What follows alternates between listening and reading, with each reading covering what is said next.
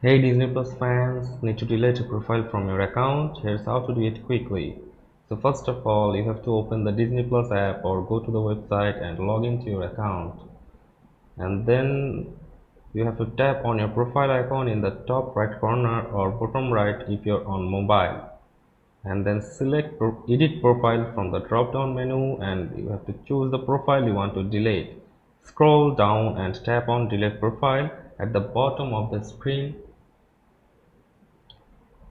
and then confirm the action by selecting delete, and just like that the profile is gone.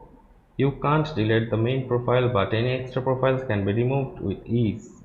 And you can also go in the Disney Help Center and you can also ask them to delete your profile from